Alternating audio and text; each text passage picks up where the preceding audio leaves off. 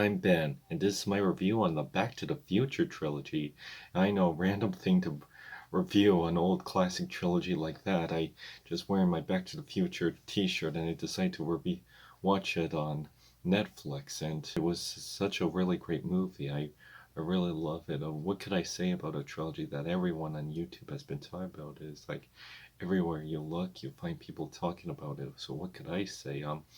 Well, just be me. Growing up as a kid, I knew Michael J. Fox from the movie Stuart Little as a kid, and it is cool to hear his voice. I knew Christopher Lloyd from another Robert Zemeckis film, Who Framed Roger Rabbit, and he was also in My Favorite Martian. I loved My Favorite Martian as a kid, so I knew him from those roles. So it was fun seeing him in this, and I did grow up with this movie. I really love Christopher Lloyd and Michael J. Fox as Marty, McFly, and Doc Brown. They were a lot of fun. I own a whole Lego idea set I got years ago, and I was really happy to get it, and I got it at a good time when I found it. Hold on.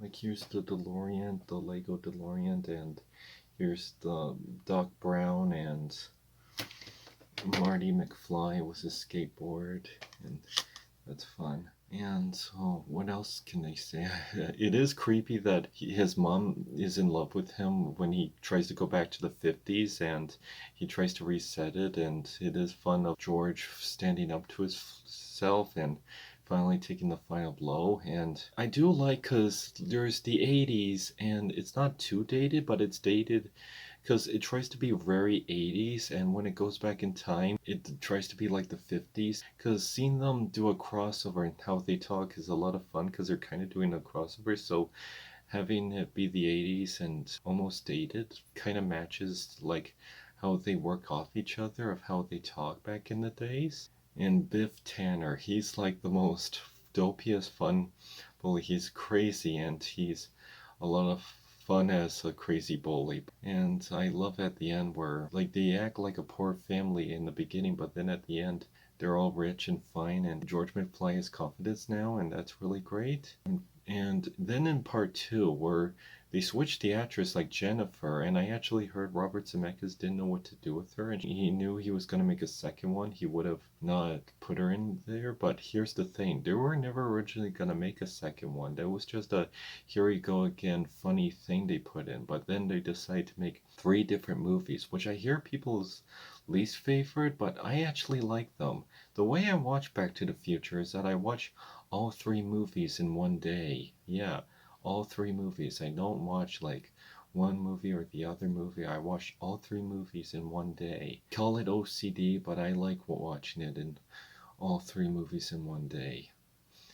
But how do you watch Back to the Future? And do you sometimes watch either one in any time, any day, or do you watch them in one day? Well, anyways, so the Back to the Future, the part two.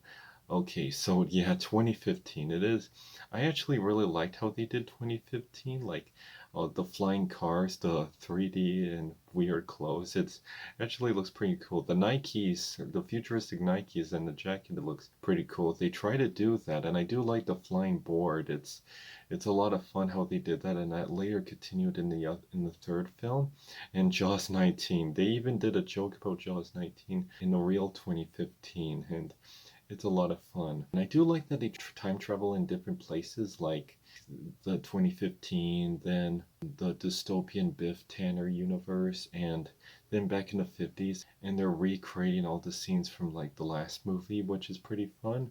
And Biff is like almost psychotic, like he's willing to kill somebody, but then he's going back to being a goofy bully in the 50s. And the whole manure thing, like manure, I hate manure, and it gets really intense. And then he gets struck by lightning, but then in the next movie they have to go back to the Wild West, and there's a whole running gag where he's like, nobody calls me chicken, nobody. And it does pay off, like, because in the future he hits a Rolls Royce, and then but then it gets resolved. And this time in the third one, it takes place in the Wild Wild West. Yeah, in the 90s, and they're trying, and in the 80s, and they try to bring back the Wild West. It was popular in the 60s, but now there's so many different ways they're trying to bring back the Wild Wild West. And ZZ Top makes the music, and And Clara. A lot of people didn't like Clara, but I actually liked her. I thought she was fine, and I like seeing Emmett and Clara fall in love. I thought that was really sweet. And Biff Tanner as this cowboy that's like Mavtop Buford Tannen, and he's a lot of fun as like this dim-witted, threatening cowboy, and I love how they make him both stupid and threatening. And they try to use the train to try to go back to the future, so which is pretty creative. And there's a whole intense moment where Emmett tries to rescue Clara, which is great, and then he goes back to the future, and then the time machine actually gets destroyed, and he has to say goodbye, but then Marty goes back with Jennifer, and then a train machine comes back, and you see it fly, and it looks so cool. I remember watching this on TV with my dad for the first time, and when the train did the rocket power thing, my dad was like, "Cool." Yeah, I love that memory. Now, the second and third one, people go back and forth if which one's the least favorite of the trilogy, but I don't know. For me, it's still Back to the Future. I still like watching all three movies in one day. It's still I know the first one's always a classic and you can't beat the original, but I still like how they did all three movies. I know there's no beating the original, but I still like watching all three movies in one day. I love the music, like the Alan Silvestri theme with the do do do do do do do do do do. Like you just know what that music's from, and the Power of Love, the Back in Time, da, da, da, da, and all the music, even ZZ Top, and it's like a lot of fun to watch them in one day.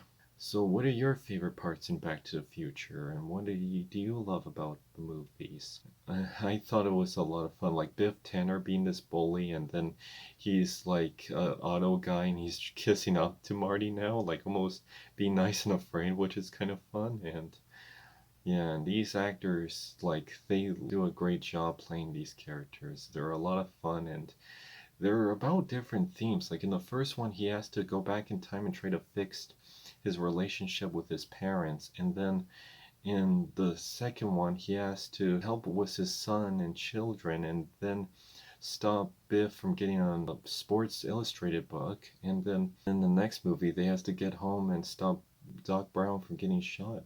And it's so interesting because I watched these movies, and I mainly know Michael J. Fox, seen him in live action in like Back to the Future, and even if I watch other movies like Teen Wolf or something, I always think of Michael J. Fox as or young Michael J. Fox as like Marty McFly. Like I have like growing up as a kid, I did remember hearing his voice as Stuart Little, but I always think of him as Marty McFly, and whatever movie I'm watching with Christopher Lloyd, I'm always gonna think Doc Brown. Like there are gonna be like I mentioned, like as a kid, I remember him as Martin from My Favorite Martian, and I actually really loved that movie as a kid. And he was in Clue, and it is cool because Robert Zemeckis, he directed the Back to the Future trilogies, but he also did Who Framed Roger Rabbit, and you can kind of see like a Who Framed Roger Rabbit cameo, and even the actor who voiced Roger Rabbit makes a brief cameo. And there's even a reference to Clint Eastwood, like he dressed up like I think Clint Eastwood, and you see some old classic movies, and I think Marty even points out to them and those are movies where Clint Eastwood had small roles. They're like creature feature. One is like Tarantula and the Creature, and that's a pretty cool trivia. And another thing, what's also cool is that you have to like at the end of Back to the Future Part 2, they actually show a trailer for the next movie, which was pretty awesome.